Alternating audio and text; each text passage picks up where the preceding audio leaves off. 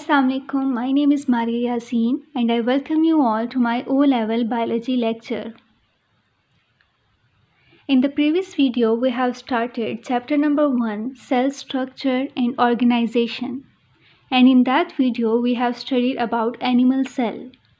So इस video में हम देखेंगे plant cell, its component and its organelles. साथ ही साथ we will also talk about the similarities and differences between the plant and animal cell. So let's move to the plant cell first.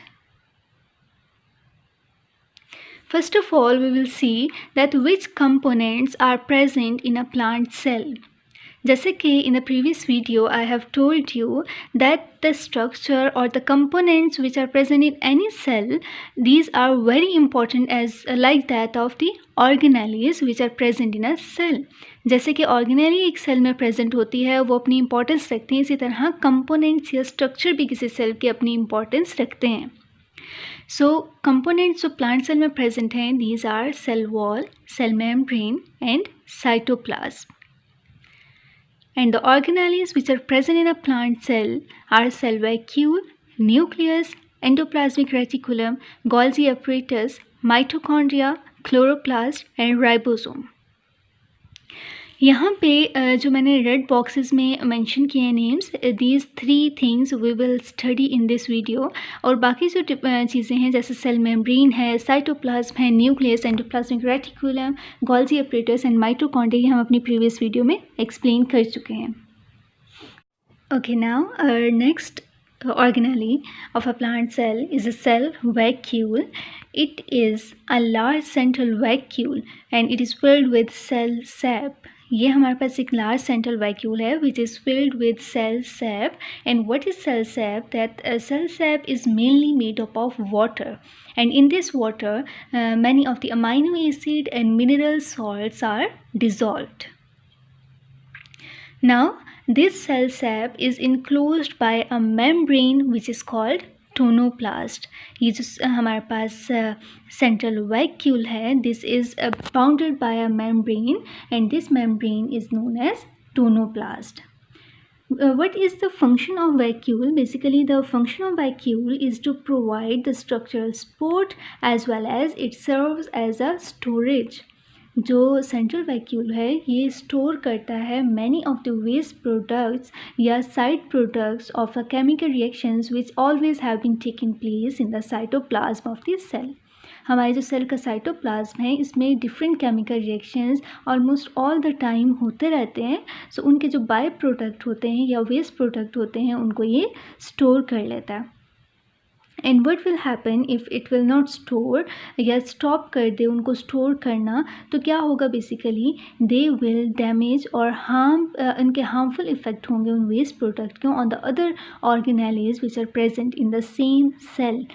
तो जो central vacuole है ये बहुत major role play करता है by storing all of these waste products और the by products, और फिर by the passage of time उनको ब्रेक कर देता है स्मॉलर कंपोनेंट्स में और डाइजेशन में उनको सेल से ट्रांसमिट कर देता है या उससे आउट कर देता है.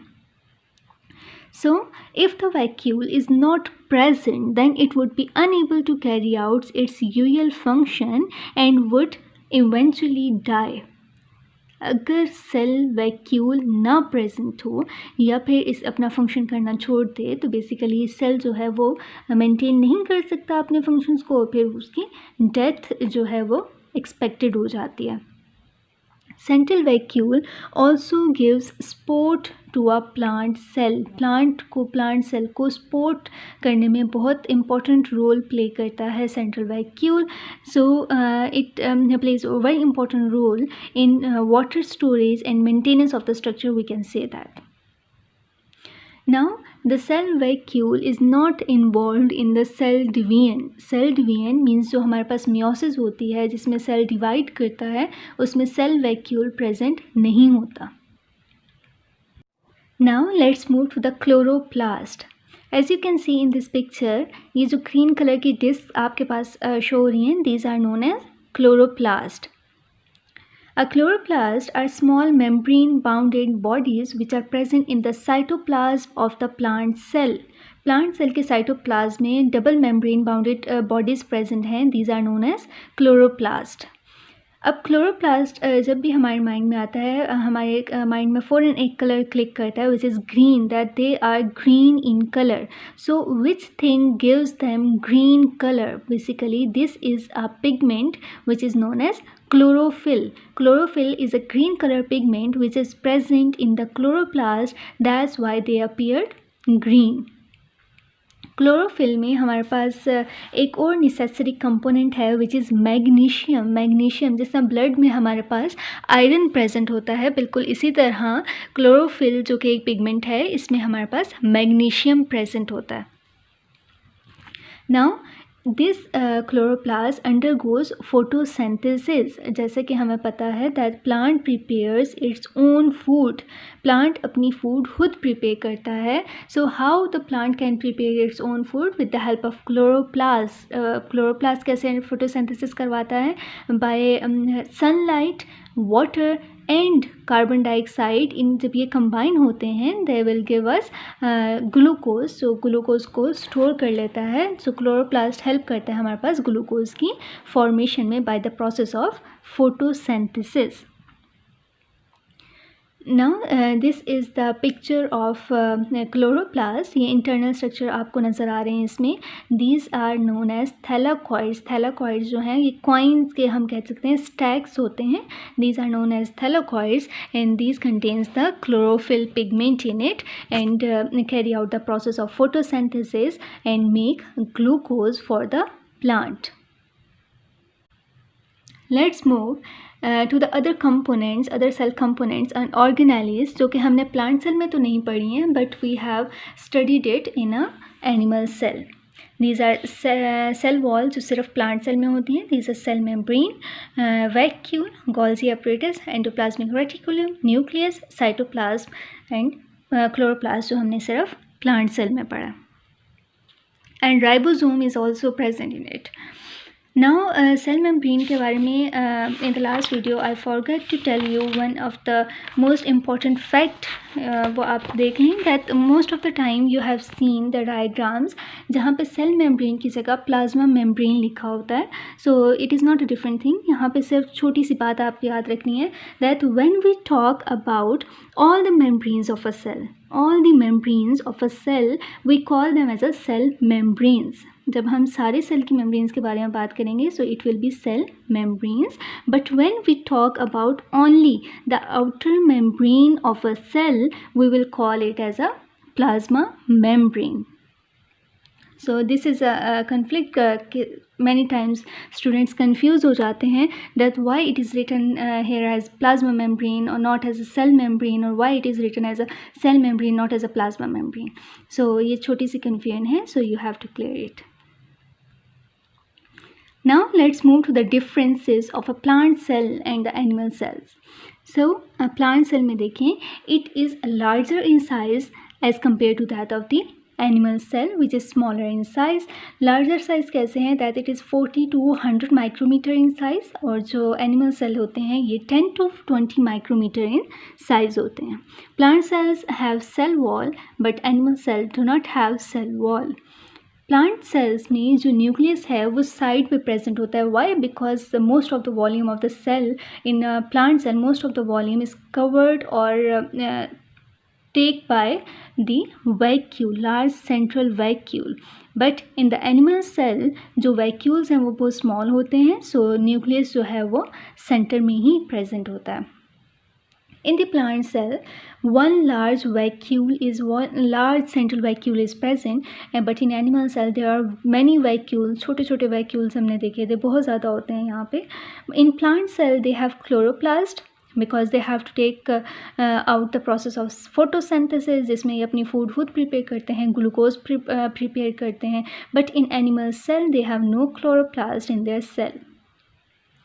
Plant cells may store starch. जो प्लांट सेल्स हैं ये स्टार्च जो हैं वो स्टोर करते हैं, बट एनिमल सेल्स जो हैं वो स्टार्च स्टोर नहीं करते, बट दे स्टोर ग्लाइकोजन। ये ग्लाइकोजन को स्टोर करते हैं, जो ग्लूकोज को स्टोर करते हैं in the form of glycogen.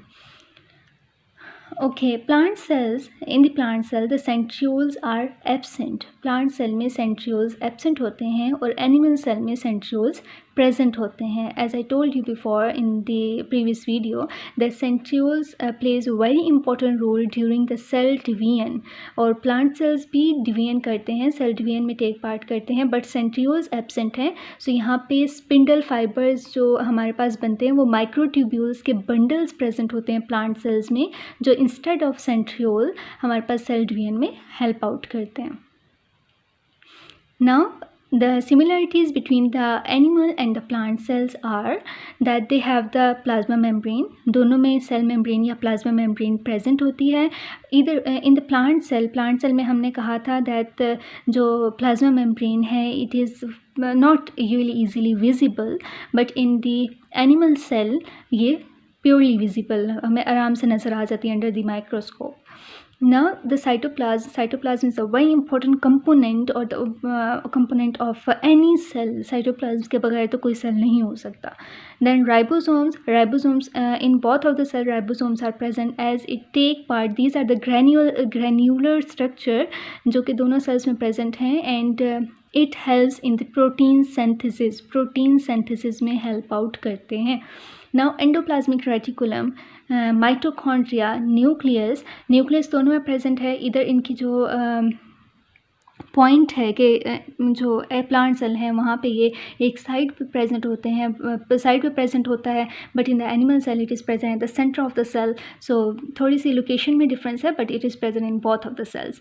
Then vacuoles and Golgi apparatus, vacuole भी दोनों में प्रेजेंट हैं, बट थोड़ा सा डिफरेंस ये आ जाता है that in plant cell there is one large central vacuole, but in animal cell there are various vacuoles present और scattered in the whole cytoplasm, and then the Golgi apparatus.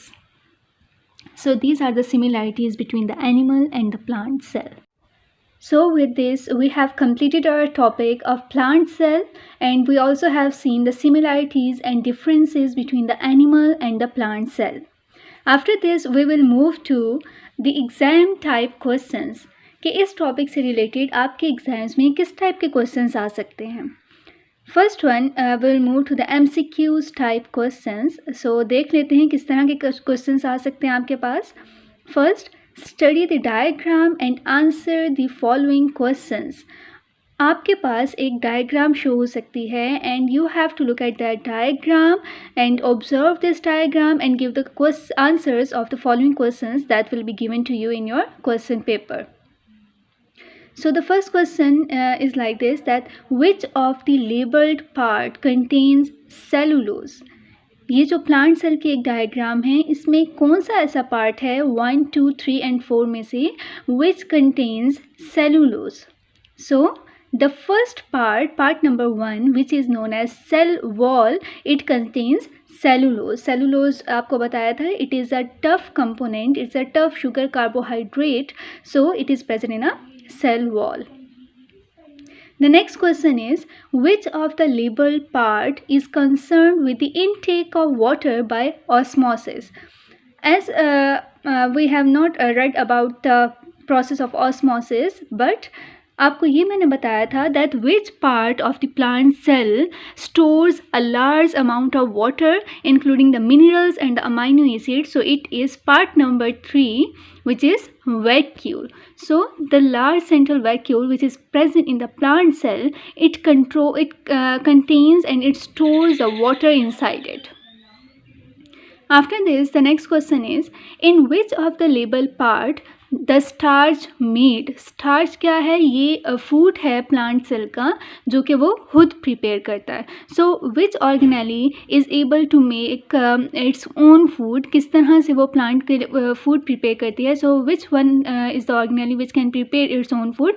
So it is part number 2, which is chloroplast, which contains chlorophyll, and in the chlorophyll which is a green color pigment which undergoes photosynthesis.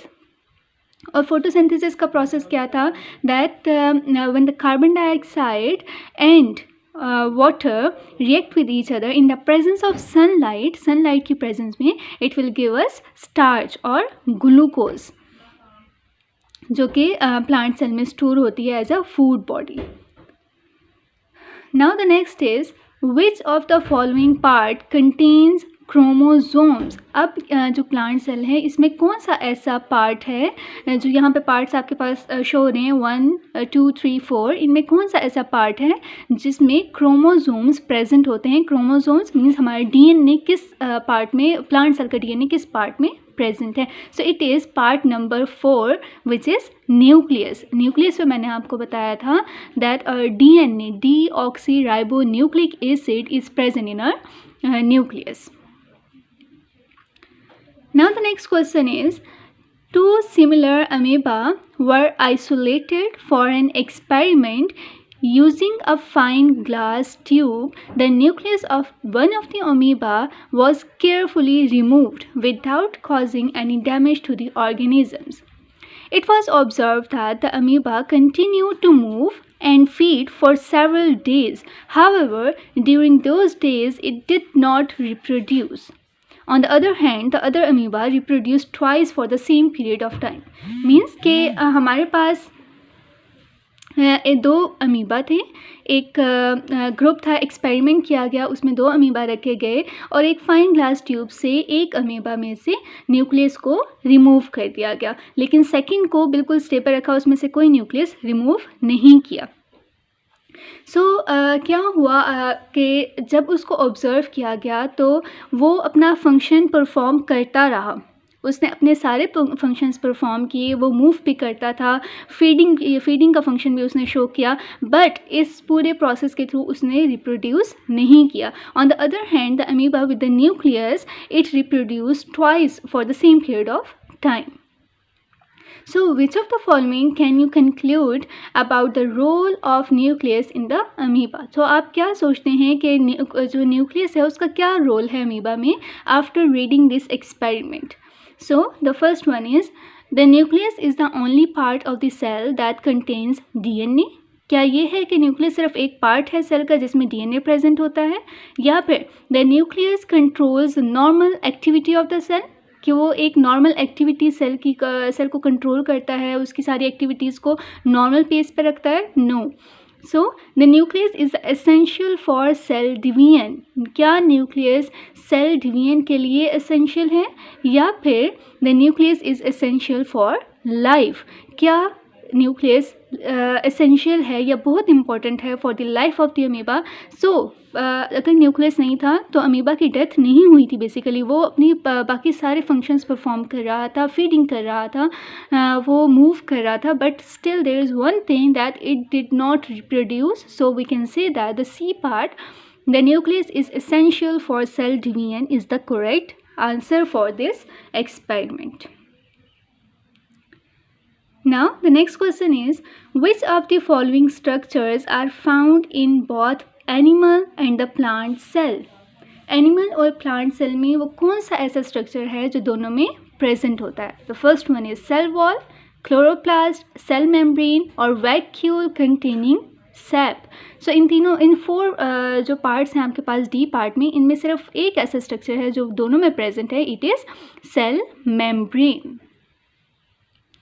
Now the next one is, which of the following is the characteristics of mitochondria? Mitochondria की कौन सी characteristic इसमें present है इन 4 parts में? Options देख लेते हैं. They provide sites for anaerobic respiration. क्या ये anaerobic respiration की site है? They produce cellular secretion. क्या ये सेलुलर सिक्रीशन करता है? सेल के अंदर जो सिक्रीशंस हो रही हैं क्या वो ये प्रोड्यूस करता है? दे रिलीज़ एनर्जी. क्या ये पूरे सेल को एनर्जी प्रोवाइड करता है? और दे स्टोर एंजाइम्स, या फिर ये सेल के जो एंजाइम्स हैं उनको स्टोर करता है. So mitochondria, if you remember, I told you that it is a powerhouse of the cell. Powerhouse means that it generates energy. तो जब वो एनर्जी को जनरेट करता है, सो डिफरेंट फंक्शंस जो हमारे सेल में प्रोवाइड हो रहे हैं उनको वर्कआउट करने के लिए ये एनर्जी उनको देता है या एनर्जी रिलीज़ करके उन तक पहुंच जाता है. So the C part is the correct answer, that they release energy. The next one is, which of the following contains the highest concentration of RNA? RNA की कंसनट्रेशन किस में सबसे ज़्यादा हाईएस्ट होती है? जैसे कि I told you before that the nucleus is the हम कहते हैं nucleus is centre where the deoxyribonucleic acid is present और DNA इज़ प्रेजेंट. इसके साथ एक और बात भी बताई थी, I will explain it later. So options देख लें. It is nucleolus. Nucleolus is a darker body which is present inside the nucleus. Chromosomes? No. Chromosome is a combination of DNA and protein. Chromosome जो हैं वो DNA और protein का combination होते हैं. So concentration RNA की उसमें नहीं होगी. Golgi apparatus. So Golgi apparatus में proteins जो हैं वो ये दूसरी organelle से लेता है, उसको modify करता है और फिर आगे transfer करता है. So it is not the right answer. Centrioles. So centriole is also not the right answer, because centrioles plays a very important role in cell division during the meiosis. जब होती है meiosis होती है हमारे पास cell division होती है. So these centrioles produces a spindle fiber and chromosomes जो हैं उनको different poles पे ले जाते हैं और फिर जो cell है वो divide कर जाता है. So nucleolus अगर हम देखें, nucleolus is the right answer, that it is a dark body present inside the nucleus which contains the highest concentration of RNA. RNA which is single strand. RNA हमारे पास single strand होता है, DNA हमारे पास double strand होता है. ये जो आपको nucleus के अंदर ये double strand ladder like structure नज़र आ रहा है, दिस इज़ और DNA. और फिर जो इसमें रेड कलर का एक बैंड बनेगा अभी देखिएगा यहाँ पे. ओके, ये एक प्रोसेस शो कर रहा है जिसमें ये रेड कलर का स्ट्रैंड बना है, विच इज़ मैसेंजर RNA. ये मैसेंजर RNA बना है. So this is single stranded structure, it is known as RNA. But the highest concentration of RNA is present in the nucleolus which is purple colour body present inside the nucleus. Now let's move to the structural type questions. Structural type questions ऐसे होते हैं कि आपके पास animal या plant cell का structure दे दिया जाएगा और उससे रिलेटेड आपसे कुछ क्वेश्चंस पूछे जाएंगे. Like, label the diagram. This is a diagram of animal cell and आपके पास लेबलिंग दी गई है 1, 2, 3 and 4. So आपने इन 4 जो आपके पास नंबर्स हैं इनको लेबल करना है accordingly. So number 1 is the mitochondria, number 2 is the Golgi apparatus, number 3 is the cytoplasm and number 4 is the cell membrane. अगर हम सारे सेल एनिमल सेल्स की बात करेंगे, मेम्ब्रेन की बात करेंगे तो it will be the cell membrane. And अगर हम इस सिंगल सेल की मेम्ब्रेन के बारे में बात करेंगे so it will be the plasma membrane. Now the next one, identify the parts of the cell. Now अब यहाँ पे हमारे पास पार्ट्स जो हैं वो सेल के प्रेजेंट हैं, वो जो हमने पीछे बताए भी थे. नाउ अब आपने एक एक आपको स्टेटमेंट दी जाएगी and according to that statement you have to identify the part, the specific part of the cell कि वो क्या फंक्शन परफॉर्म करे या फिर वो क्या उसका स्ट्रक्चर है. नाउ ए है, it stores all genetic information. वो कौन सा पार्ट है सेल का which stores all the genetic information? So it is the nucleus. हमारे पास जो न्यूक्लियस होता है basically it stores all the genetic information of an animal cell. The next one is generation of ATP and breakdown of glucose. ATP is a form of energy. ATP जो है वो energy होती है हमारे पास. अब energy कहाँ generate होती है? As I told you before that mitochondria is a powerhouse of this cell. So it involves in the generation of ATP. और ATP कैसे आती है हमारे पास? जब हम ग्लूकोज को, जब ये माइटोकॉन्ड्रिया ग्लूकोज को ब्रेक करेगा और फिर उससे एनर्जी लेगा. So energy is present in the form of ATP. So the correct answer और the part for this statement is mitochondria. The next one is the production of proteins from amino acids. हमारे cell में हमारे जो cytoplasm है इसमें different amino acids present होते हैं. 20 type of amino acids हमारे साइटोप्लाज्म में प्रेजेंट होते हैं. जो प्रीवियस पिक्चर में डायग्राम में यही सेम डायग्राम थी जिसमें मैंने आपको कहा था कि रेड कलर का स्ट्रैंड बन रहा है and it releases into the cytoplasm, जो साइटोप्लाज्म में आ जाता है. यहाँ पे जो राइबोसोम्स जो ग्रैनुलर स्ट्रक्चर्स हैं हमारे पास, ये उस आरएनए पे, मैसेंजर आरएनए पे अटैच होते हैं और डिफरेंट अमाइनो एसिड से क्या करते हैं, प्रोटीन बना देते हैं. डिफरेंट टाइप्स ऑफ प्रोटीन्स बना देते हैं. Simpler to the complex proteins बनती हैं with the help of ribosomes. So इसका आंसर हमारे पास होगा ribosomes, that it is involve in the production of proteins from the amino acids which are present in the cytoplasm of the cell. Now like this, there is another question. The diagram below shows a cheek cell. ये जो diagram है ये एक animal cell अभी हमारे पास represent कर रही है. वो कह रहे हैं फर्स्ट में that identify the parts label X and Y. X and Y labelled part जो हैं उनको आइडेंटिफाई करना है. So X is the cell membrane and Y is the nucleus of this animal cell. Now the next part is draw and label 3 extra structures that would change this animal cell into the plant cell. As in the start of the video, we have read about one structure and 2 organelle which are different from the animal cell. And so these are cell wall, large central vacuole and chloroplast. These 3 things or these 3 structures and organelles, so it changes this animal cell into the plant cell. अगर हम इन 3 चीज़ों को add कर लें तो this animal cell will be changed into the plant cell. Like this, there is another question that name the process in which green plants reproduce a store of energy. यहाँ पे ये कह रहे हैं कि आपने वो प्रोसेस बताना है ग्रीन प्लांट्स का जो प्रोड्यूस करती है स्टोर ऑफ एनर्जी के स्टोर्स को प्रोड्यूस करती है. So this process is known as photosynthesis. Photosynthesis जहाँ पे एक प्लांट के अंदर क्लोरोफिल लीव जो है उसमें हमारे पास क्लोरोप्लास्ट है, क्लोरोप्लास्ट में क्लोरोफिल है and with the help of this chlorophyll it captures the sunlight and यहाँ पे रिएक्शन होता है कार्बन डाइऑक्साइड एंड वाटर का and with the help of sunlight जो उसको एनर्जी प्रोवाइड कर रही है it changes into the glucose या फिर हम इसको कहेंगे स्टार्च, जो इसका फूड है स्टार्च उसमें इसको कन्वर्ट कर देती है. Now where does the energy for this process, photosynthesis के लिए जो एनर्जी है from where it comes. So it comes from the sunlight. हमारे पास जो सनलाइट होती है उससे ये एनर्जी इनको मिलती है. So sun is the basic source of energy for this process.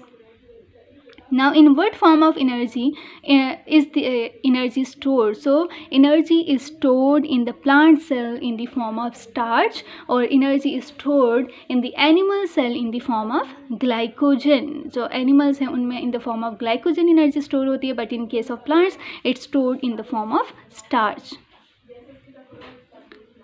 So this is all for today. Thank you for watching my video.